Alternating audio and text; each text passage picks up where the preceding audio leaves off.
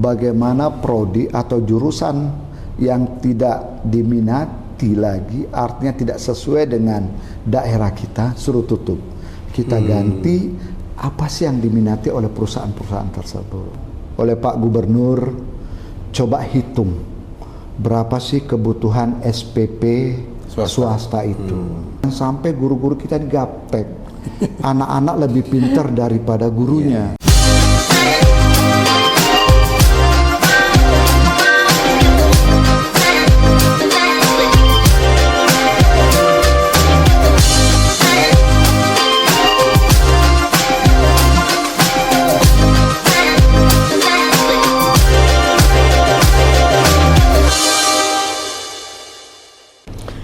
Saudara, Kepulauan Riau adalah pintu gerbang Indonesia bagian barat dan bertetangga dengan Singapura dan Malaysia. Seperti apa tantangannya di dunia pendidikan? Tamu saya hari ini adalah Kepala Dinas Pendidikan Provinsi Kepulauan Riau, Bapak Dr. Andi Agung SEMM. Apa kabar Pak Andi? Alhamdulillah sehat Pak, dan terima kasih telah diundang. Sibuk ya Pak, karena penerimaan siswa baru. Penerimaan peserta didik baru. Ya. Pak Andi, ngomong-ngomong seperti apa tantangan dunia pendidikan Kepulauan Riau ini Pak?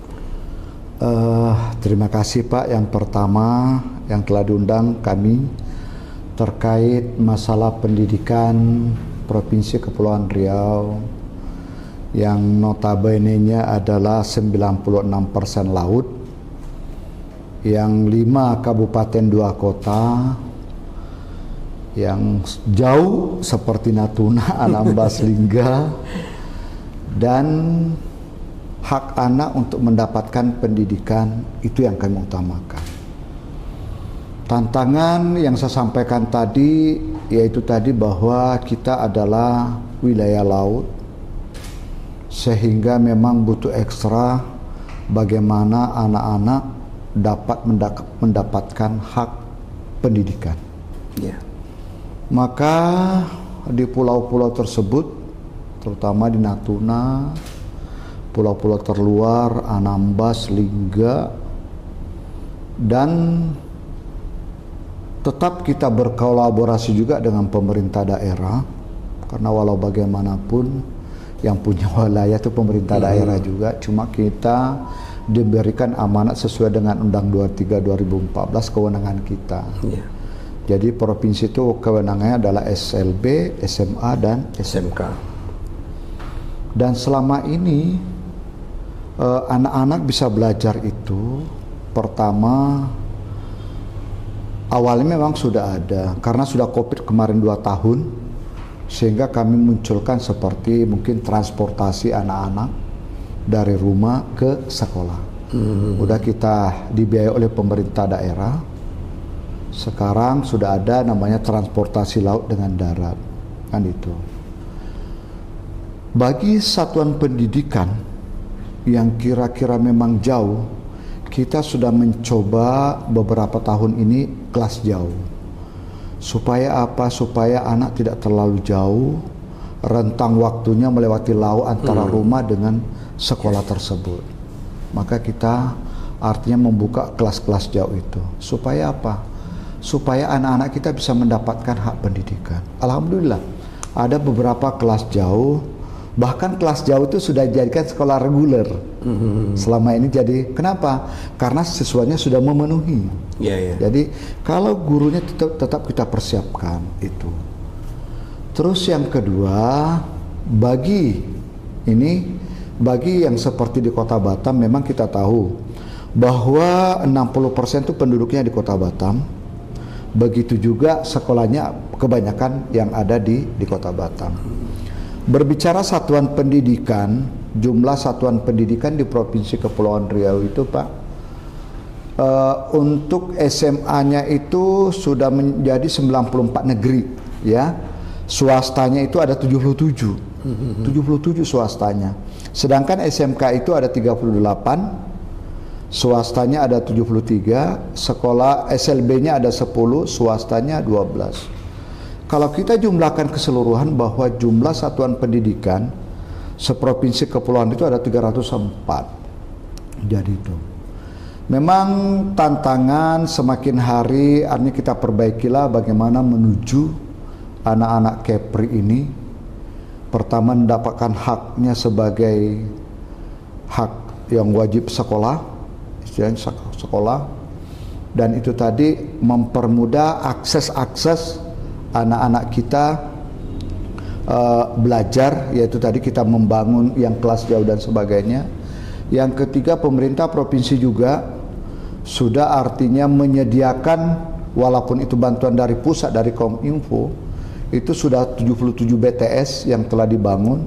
Supaya apa? Supaya anak-anak kita itu jaringan internet bisa mudah untuk bagaimana mengakses internet, pembelajaran, pemahaman. Apalagi sekarang kita mempergunakan kurikulum Merdeka Belajar. Jadi itu memang harapan kita bersama ke depan. Permasalahan selanjutnya adalah kalau untuk daerah lain seperti sekarang ini kan sudah penerimaan peserta didik baru nih. Peserta didik baru itu jumlah yang lulus yang SMP sekepri ini, baik SMP negeri swasta, MTS negeri dan swasta, itu ada lebih kurang 35.500 gitu. Ya sekitar gitulah. Sedangkan daya tampung kita untuk negeri itu hanya 31.000. Jadi selebihnya itu adalah masuk ke swasta. Sebenarnya bukan anak tidak sekolah masuk sekolah. Tetapi ada juga kadang problem, anak-anak ini kan tidak semuanya ada yang menyambung di Provinsi Kepri, ada juga keluar, kan gitu. Tetapi ada juga yang masuk. Yang masuk ini kadang lebih banyak pula lagi. Istilahnya mungkin selama ini dia tinggal sama neneknya. Waktu masuk SMA masuk lagi ke Provinsi Kepri. Itu jumlahnya lebih kurang 1.900 itu loh, yang masuk dari luar gitu. Itu sebabnya mungkin setiap tahun terjadi pengulangan masalah PPDB ini, Pak. Iya, itu salah satu terjadi seperti itu. Tetapi kita sudah mencoba lah, artinya bagaimana sarana prasarana dengan lulusan anak. Tetapi karena memang keterbatasan anggaran kita juga, Pak, maka kita pun artinya mencoba bertahap. Terus terang saja tahun 2023 itu kita membangun 114 ruang kelas baru untuk di Kota Batam saja. Setelah itu 4 sekolah baru, unit sekolah baru, 2 SMA, 1 SMK, 1 SLB. Ini tahun 2023 kita bangun, tetapi penerimaan siswanya pada tahun 2024. Kita merubah. Artinya kita sediakan dulu sarananya, baru kita terima peserta didik barunya. Ini tahun 2023, tahun 2024 baru kita terima. Di dalam perjalanan 2 SMA ini, kita rubah. 1 SMA saja kita masukkan di tahun pelajaran ini kita ambil. Yang 1 SMA kita jadikan SMK. Kenapa? Di Batam itu awalnya hanya 9 SMK, ya. Di tahun ini kita tambah 2. SMK 10 itu di Nongsa Asri, depan Polda. SMK 11-nya itu adalah di arah Marco Polo di Sagulu. Dan animo masyarakat, animo anak-anak masuk ke SMK luar biasa. Naik, Pak. Nah, jadi naik sekali. Sudah tren 2 tahun terakhir ini. Tren 2 tahun terakhir ini. Kenapa? Kita mencoba bagaimana prodi atau jurusan yang tidak diminati lagi, artinya tidak sesuai dengan daerah kita, suruh tutup. Kita ganti apa sih yang diminati oleh perusahaan-perusahaan tersebut. Ya. Tapi Pak Andi, saya ingin tahu kesannya, Pak, seolah-olah Dinas Pendidikan dan pemerintah tidak mampu menyelesaikan masalah PPDB ini karena banyak yang tidak tertampung. Tapi sebenarnya kalau digabung antara negeri dan swasta sebenarnya cukup, ya Pak? Iya, benar cukup. Jadi gini, selama itu image terjadi, tetapi tahun ini kita coba betul-betul kan tidak ada riak-riak lagi nih. Permasalahan tidak riak-riak lagi. Cuma permasalahannya itu masih ada di masyarakat kita, itu adalah image yang sekolah favorit. Masih bertumpuk seperti itu. Contoh di SMA 3 Batam. Padahal di situ ada SMA 26, ada SMA 15, ada SMA 21. 3 sekolah ini sampai sekarang nih masih bisa menampung ratusan orang. Tapi nggak mendaftar. Tidak mendaftar. Kan ini permasalahan kita nih. Kenapa SMA 3 saya tidak buka tahun ini? Saya sesuaikan dengan rencana daya tampung supaya anak-anak itu bisa tersebar ke 3 sekolah tersebut.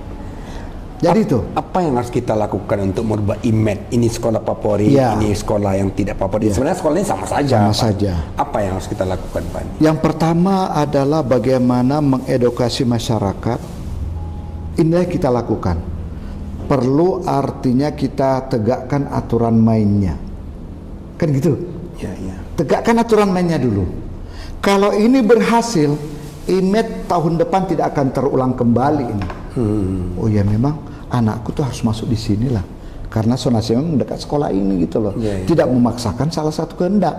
Sekolah yang dianggap favorit gitu loh. Itu yang kita lakukan dulu. SMA 1 begitu juga. SMA 1 Batam itu 24 masih ada 135 bangku yang kosong di sana. Ini SMA 24 nih, Pak. Ya, ya.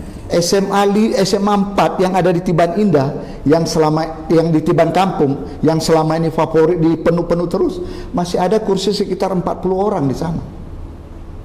Sebenarnya selesai kan? Selesai ya. Selesai.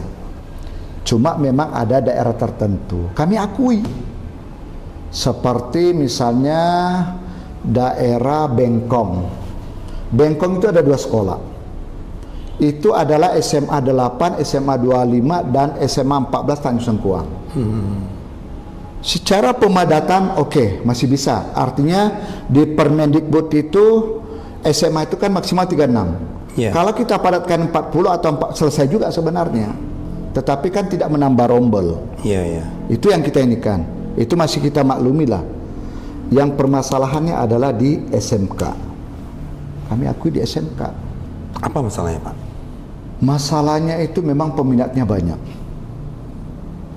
Berapa persen kenaikan minat siswa masuk SMK, sekolah vokasi ini Iya. dibanding sebelum-sebelumnya, Pak? Sebelumnya kemarin itu sampai 30%, Pak. Oh. Tinggi sekali. Jadi 2 hari yang lalu saya baru ketemu Direktur PSMK Pak Wardani. Saya ceritakan ini. Jadi itu, saya minta dibantu sarana prasarana. SMK 6 dan 7 sudah selesai. Ini terkait SMK 1 dan 5. Kenapa peminatnya?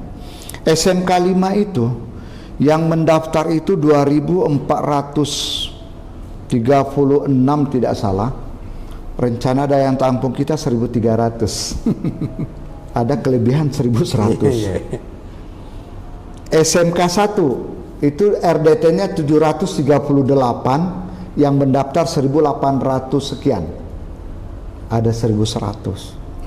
Jadi ini tentu adalah membutuhkan ekstra bagi kami bagaimana ke depan. Kami jawab tantangan itu. Pertama, ruang kelas baru kita tambah, sarana prasarana kita tambah. SMK 1, SMK 5, SMK 7 yang dianggap ini kita tambah bangunan tersebut. Iya, iya. Supaya anak tertampung. Kalau di SMK masih ada celah, ruang-ruang itu bisa dipergunakan. Kenapa? Di kelas 11 itu mereka PKL atau prakrin. 1 semester mereka di perusahaan kan, Pak, gitu. Iya, loh. iya, betul. Bisa 1 semester, bisa 2 semester. Sebenarnya ada solusinya gitu loh. Jadi itu. Ini yang kita lakukan. Jadi yang Bapak sampaikan tadi itu benar adanya selama image. Kok begini terus? Iya, iya. Sebenarnya kalau kita pemerataan selesai sebenarnya. Hanya Kota Batam aja yang masih agak bermasalah. Tanjung Pinang di SMA 1 dan 2 tahun ini kita mencoba perketat aturan, alhamdulillah selesai nih. Tapi malah di Pinang terjadi merger sekolah ya, Pak? Ya, di SMA 3. Kenapa itu kami lakukan? Kita evaluasi. Iya, iya. Udah 2 tahun, saya masuk tahun ketiga jadi kepala dinas. Pergeseran itu tidak signifikan. Padahal sarana prasarana lengkap. Iya, iya. Otomatis 1. Kedua, rombongnya di sana banyak, bangunannya banyak, kasihan rusak nantinya kalau tidak dipakai. Yang kedua, gurunya kalau kita tidak diberdayakan, kekurangan jam. sehingga mengganggu sertifikasi guru. Tidak akan menerima nanti tunjangan sertifikasinya karena jam kurang 24 jam. Inilah kita merger. Terbantu kenapa? Karena anak-anak SMA 3 ini RDT-nya adalah 234 tidak salah RDT-nya itu. Ini kita tetap masukkan, tetapi adalah nanti ke depannya mulai tahun pelajaran ini menjadi anak-anak SMA 1. Kemarin pernah juga ditentang, biasalah mungkin salah persepsi, salah miskomunikasi. Setelah itu saya luruskan, saya panggil media, tolong luruskan ini. Karena permasalahan itu ada masalah pembiayaan. Sudah cukup pemerintah provinsi untuk membantu masyarakat untuk tahun ini. Bagaimana tidak, transportasi anak yang di pulau-pulau sudah kita bantu. Setelah itu transportasi darat sudah kita bantu. Dan tahun ini, tahun 2023 sebenarnya sudah ada program pakaian gratis tersebut, tapi baru SLB itu 5 setel pada waktu tahun 2023. Tahun 2024 ini kelas 10 anak kelas 1 SMA kita berikan semua dari SLB, SMA, SMK 2 setel. Yaitu pakai abu putih-putih dengan pramuka. Pak, bicara soal SPP gratis, kemudian seragam gratis, ini kan kabar baik ya Pak untuk masyarakat Kepulauan Riau. Tapi bagaimana dengan swasta Pak? Akhirnya kan orang minatnya makin tinggi ke negeri. Benar. Itu menjadi perhatian Pak Gubernur juga.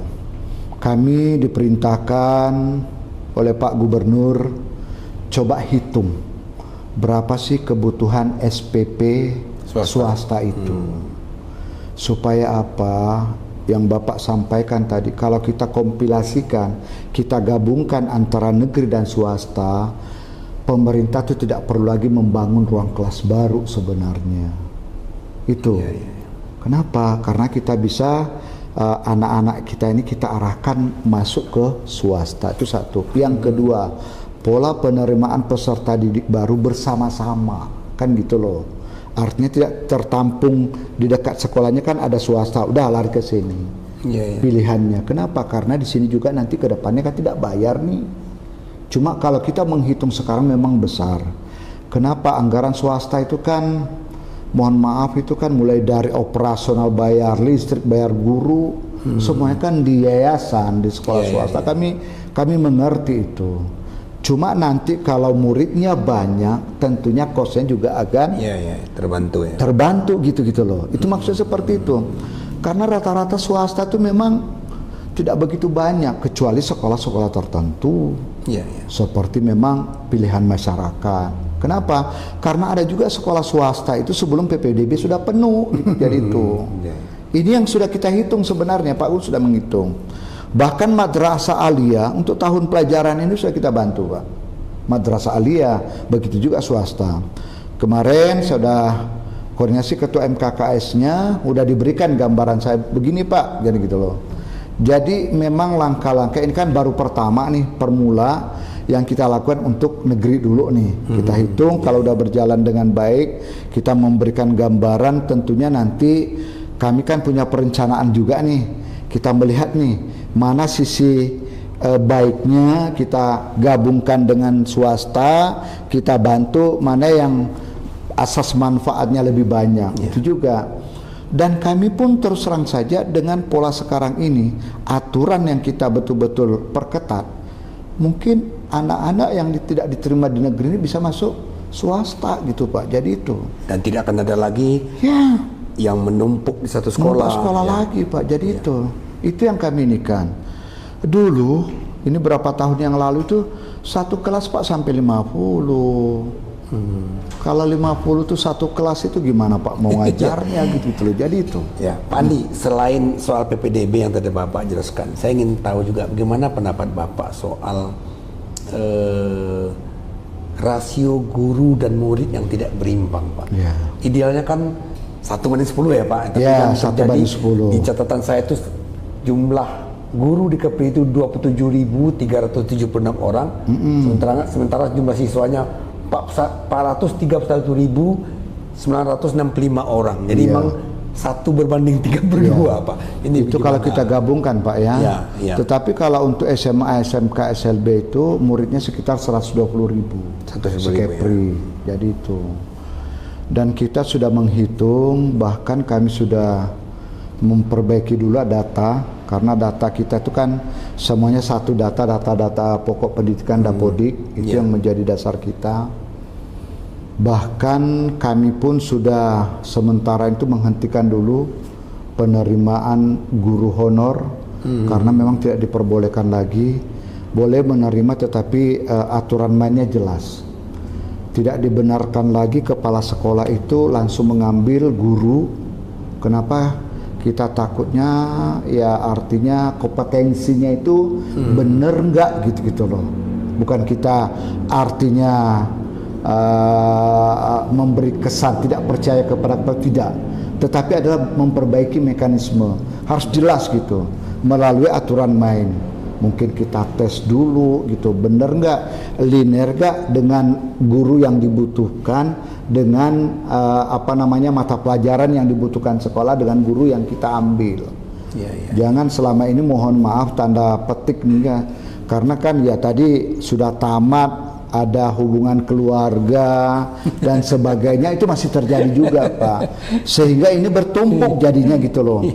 Kita mau evaluasi, mereka sudah berkeluarga, jadi gitu. Akhirnya linear, pokoknya yang penting ngajar dulu lah, jadi itu. Bahkan kami perbaiki juga sistem yang ada ini gitu loh. Selama ini dengan adanya bantuan pemerintah daerah pengganti SPP, kan tidak ada lagi honor komite sekolah nih kan gitu loh. Semuanya diangkat menjadi honor pemerintah daerah yang namanya PTK non ASN, baik penjaga sekolah, TU-nya dengan gurunya. Karena terus terang saja Sekepri ini honor komite itu masih ada sekitar 950 sekian. Itulah kita angkat menjadi PTK non ASN. Kalian kan jelas nih, artinya betul-betul adalah pegawai pemerintah provinsi gitu loh, tidak ada lagi pegawai sekolah gitu kan gitu, karena sudah ini. Dan yang kedua adalah kita sekarang bagaimana terjadi penyebaran kan gitu, karena ada yang berlebih, ada yang kurang. Jadi itu Pak, ngomong-ngomong, sistem zonasi itu efektif nggak buat Kepri yang wilayahnya kepulauan ini Pak? Berbicara efektif atau tidak, ya karena memang Bapak sudah menyampaikan wilayah kita ini jauh, ya tadi ya memang kita sesuaikan dengan Juknis kan gitu. Ya ini kan program pemerintah pusat kan gitu loh. Memang bagus sih sebenarnya bagaimana anak-anak kita ini tersentral, bagaimana dekat dengan sekolah, itu sebenarnya tujuan utamanya seperti itu gitu. Yang kedua, tidak ada lagi terkotomi. Artinya sekolah-sekolah tertentu yang pintar bisa masuk di situ kan gitu loh. Jadi itu semua efektif. Cuma memang pasti ada plus minusnya. Plus minusnya apa? Minusnya itu kadang domisili. Ya, itu kadang sering dipalsukan, kakak gitu loh. Ini masih terjadi gitu loh. Jadi itu ini menjadi perhatian kita bersama lah. Kami juga mengakui juga nih di dalam PPDB juga mungkin yang selama ini operator sebagai petugas bagian IT-nya ini kita tidak pernah memberikan sosialisasi dengan benar, sehingga masih terjadi kesalahan. Ini juga menjadi atensi bagi kami bagaimana ini ke depan, sebelum PPDB sebulan atau 2 bulan memang kita berikan kompetensi yang benar gitu loh. Mulai dari titik jaraknya bagaimana gitu loh. Setelah itu prestasinya benar-benar dinilai dengan baik gitu. Pak, saya ingin tahu Pak, kenapa kesan saya Pak, beberapa sekolah itu lokasinya kurang strategis Pak. Ada yang di bukit, ada yang di lembah, ada yang di rawa-rawa. Mestinya kan ini menjadi perhatian Pak, bahwa pendidikan itu mestinya diprioritaskan. Ini apa sih yang terjadi Pak Andi? Awal-awalnya memang seperti itu Pak, tetapi akhir-akhirnya sudah bagus lah. Tetapi memang saya mengakui juga masih ada juga di bukit Pak, di SLB. Ya Pak Gubernur sering menyampaikan itu. Cobalah, ini kan untuk anak-anak bangsa nih. diberikanlah tempat yang bagus, jangan tempat yang pengusaha yang diberikan bagus-bagus gitu loh. Itu sering kita sampaikan. Memang ini menjadi atensi ya para petinggi. Kami sudah sampaikan, dan alhamdulillah yang kita bangun yang 2 SMA, 1 SMK ini bagus-bagus lokasinya, Pak. Jadi itu cuma 1 aja Bapak di bukit itu yang di Sungai Bedung, itu pun belum jadi. Tetapi kita ini kan lah bagaimana, karena terus terang saja Pak, kosnya itu lebih tinggi dibanding kita membangun gedungnya. Contoh di SMA 21 Kabil itu nembok keliling itu mungkin sudah puluhan miliar. Cuma bangunannya berapa miliar saja kan gitu Pak. Sayang kan. Mestinya itu batu miringnya itu bisa untuk membangun fasilitas yang lainnya, tetapi karena tempatnya tinggi, ini yang menjadi ini. Ini pun kami sudah menyurati juga BP Batam, tolong diberikan, dan alhamdulillah sudah diberikan yang terbaik rata-rata lah kan gitu. Selama ini kan di bukit terus yang sampaikan Bapak, benar kalau tak di bukit di rawa. Jadi itu di rawa itu bukan apa penimbunannya lagi. Kita kadang membangun 3 lantai itu, sondirnya itu untuk di bawah bor filenya itu udah ratusan meter Pak kita tanam di bawah itu yang sering terjadi juga. Kemudian gini Pak Andi, bagaimana perhatian Bapak supaya Kepala Dinas Pendidikan Kepulauan Riau terhadap guru-guru yang bertugas di pulau Pak? Kan Batamnya juga ada Pulau Kasu, Pulau Bulu. Nah, sepertinya mengajar di pulau itu seperti jadi momok buat guru-guru ini. Apa solusinya? Apa ada tunjangan khusus buat mereka yang mengajar di pulau ini, Pak? Jadi untuk tahun ini kita sudah mencoba nih menghitung tunjangan mereka berbeda dengan di kota. Ini kita mulai tahun ini, Pak. Dan yang di kota agak pinggir, sangat pinggir sudah kita lakukan. Supaya beliau-beliau itu bisa bertahan, termotivasi juga. Memang saya terus terang saja, untuk pindah dari pulau ke kota itu saya betul-betul selektif. Kenapa? Yang di pulau anak-anak kita. Mereka kadang baru diangkat dan minta pindah. Kita terus terang sudah punya perjanjian, kalau P3K itu 5 tahun, kalau PNS 10 tahun. Artinya sudah teratasi ya, sudah ditugaskan minta pindah gitu. Jadi itu. Kenapa? Ya itulah, kadang teman-teman ini mohon maaf sebagai batu loncatan saja. Kan tidak boleh begitu gitu loh. Artinya pemerintah sudah membuka ruang, ya tempat di sana, itulah. Di sana siap tidak siap harus menjalankan tugas sesuai dengan SK yang sudah ditentukan. Dan insya Allah kami setiap tahun memperbaiki ini Pak, karena selama ini kan sama nih terkait masalah tunjangannya, makanya kita bedakan gitu loh. Jadi itu, kalau kepala sekolah sekian, wakil kepala sekolah sekian, guru-guru juga kita ini kan. Walaupun tidak banyak, tetapi perhatian pemerintah tuh setiap tahun ada. Jadi itu. Udah ini Pak Andi, ini kan sekarang kita sudah masuk ke era digital, apalagi Batam ya Pak. Batam ini ternyata Kepulauan Riau itu pengguna internet kedua terbesar secara nasional. Dan landing pointnya itu ada di Batam. Ini yang kita juga punya Nongsa Digital Park. Bagaimana dengan literasi digital guru dan siswa Pak Andi? Saya sampaikan yang pertama tadi, tingkat wilayah kita ini Pak tadi kan gitu. Kadang sekarang kan serba ujian pun udah serba digital. Jadi itu. Maka Provinsi Kepri yang 77 BTS itu membantu juga kan gitu. Ada lagi nanti visat seperti Kuali itu, bantuan dari dari pusat, dari Kominfo, Kementerian Kominfo, dan ini kan ada lagi yang terbaru nih Starlink. Ini juga kita melihat ke depan. Berapa sih kita menghitung betul yang tidak betul-betul tidak ada betul signal dan sebagainya, itu yang kita penjajakan. Kita berbicara untuk itu, kalau sarana juga kurang percuma juga kita kan gitu. Itu satu. Yang kedua, guru-guru kita sudah naik pangkat, baik pembelajaran dan sebagainya. Kita berharap pembelajaran sudah melalui digital semua. Jadi itu. Ketiga, kenaikan pangkat. Begitu juga, tak perlu lagi mereka nanti ke dompak dan sebagainya. Kita sudah buatkan aplikasi. kenaikan guru berkala, kenaikan gaji berkala untuk pegawai negeri juga sudah kita pakai semuanya digital, online, udah online semua.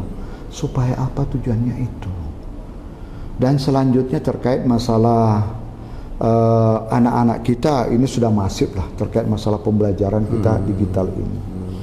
Dan sayang juga kita untuk tahun ini sudah bekerja sama juga dengan NDP, Nusa Digital Park.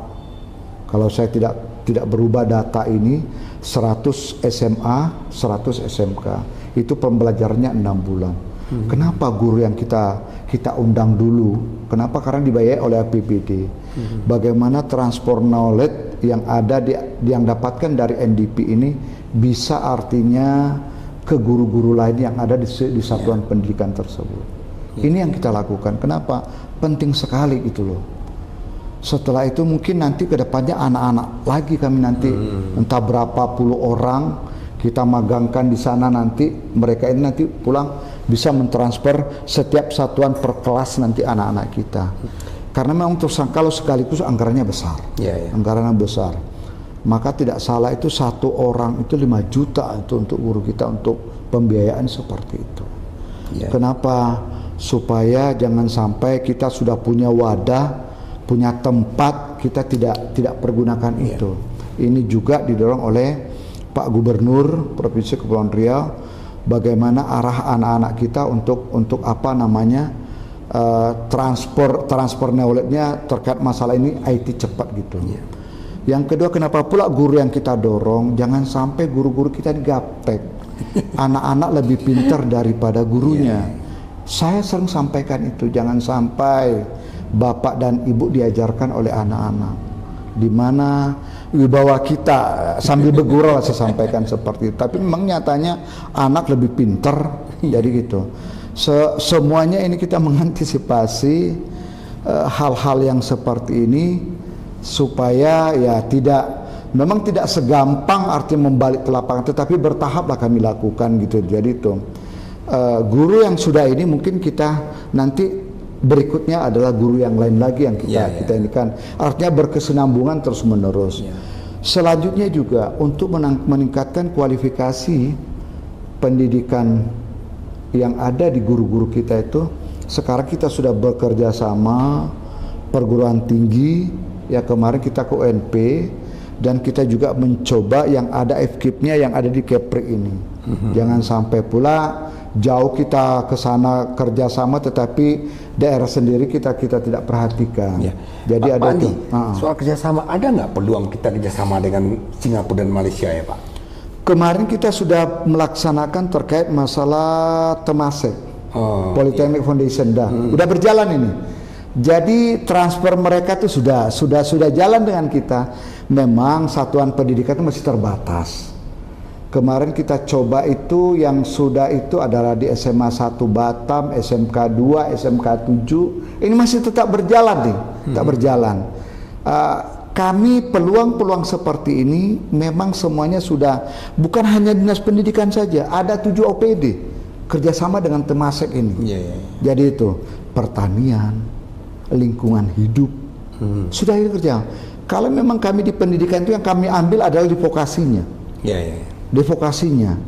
Dan alhamdulillah memang luar biasa manfaatnya itu. Tapi ada dari pengusaha Pak yang pernah saya wawancarai, ketika mereka merekrut anak-anak yang tamatan SMK untuk di perusahaan, ternyata menurut dari kacamata beliau, teman pengusaha ini, di SMK ini kurang alat untuk latihan Pak. Misalnya perusahaan robot itu. Nah robot itu memang terbatas, termasuk di Politeknik sendiri seperti itu gitu. Ini apa Pak upaya-upaya untuk menambah? Pertama di vokasi dulu ya. Di vokasi itu memang ada sekolah-sekolah kita yang sudah bagus sarana prasarananya. Contoh di SMK 6. SMK 6 Batam kan dikelilingi oleh industri. Jadi bahkan ada juga kerjasama antara satuan pendidikan dengan perusahaan. Bahkan perusahaan itu tidak segan-segan memberikan alat untuk anak-anak kita. Itu satu. Yang kedua ada namanya guru undangan. Guru undangan ini guru tamu ya Pak? Ya guru tamu. Guru tamu itu datang ke kita. Yang ketiga adalah bagaimana pemagangan guru-guru kita di perusahaan. Sudah kita lakukan. Contoh Seperti yang di SMK 6 itu mereka ada jurusan tertentu. Mereka sudah PKL langsung dikontrak. Ini yang kita mau. Ya, ya. Dari pertama saya sampaikan tadi, jurusan yang tidak sesuai lagi sekarang, yang industri yang ada di kota kita, udah tutup saja. Apa kurikulum yang dari perusahaan itulah yang kita ambil sekarang. Jadi link match antara industri itu jalannya. Itu yang kita jalankan. Memang beberapa tahun ini. Di SMK 5 yang welder, yang bekerja sama dengan Caterpillar, Pak, itu habis semua. SMK 1 itu yang diminati sekarang. Jadi itu, kami tidak memungkiri itu, karena teman-teman masih ada di swasta juga kan gitu. Iya, iya.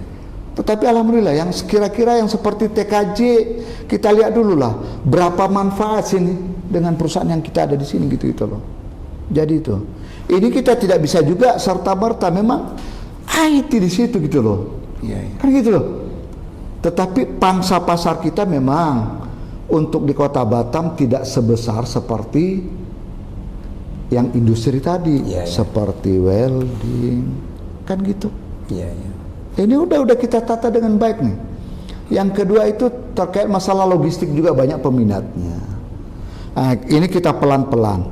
Kenapa? Karena di sekolah itu kan sudah ada BKK-nya, bursa kerjanya gitu loh. Sekarang sudah terbentuk yang di Kota Batam, provinsinya terbentuk lagi. Kenapa? Karena sudah ada peraturan Presiden 68 tahun 2022 tentang vokasi, kan gitu, pelatihan vokasi. Maka di sini semuanya terlibat. Disnaker, pendidikan, industri, ya, Apindo, inilah yang kita berdayakan semua. Bahwa tuh ini tidak urusan dinas pendidikan saja, semuanya terlibat di situ gitu loh. Ya. Jadi Bapak sampaikan itu benar adanya. Tetapi kami tetap mengacu untuk itu. Jadi itu. Sama yang seperti di Bintan, itu memang di pariwisata, anak-anak kita udah kembangkan di sana gitu. Lagoy ya Pak? Lagoy dan sebagainya untuk memenuhi di sana. Iya, iya. Dan alhamdulillah kemarin kita sudah bekerja juga, yang artinya karena di Kota Batam itu sudah ada perda ketenaga kerjaan, Pak. Iya, iya. Nah, ini kami manfaatkan. Iya. Bagaimana SMK dengan Dinas Tenaga Kerja Provinsi dengan kota. Karena kemarin sudah diundang juga para pelaku yang pencari kerja yang di luar itu. Ke depan dengan adanya perda tersebut, mereka tidak bisa lagi semena-mena mengambil pekerja dari luar. Utamakan dulu anak-anak kita. Kepri gitu loh. Ya. Apakah itu lulusan SMK, apakah lulusan Politeknik gitu. Ya. Jadi gitu. Pak Andi, ini pertanyaan terakhir. Ya. Dan saya perlu tanyakan ini.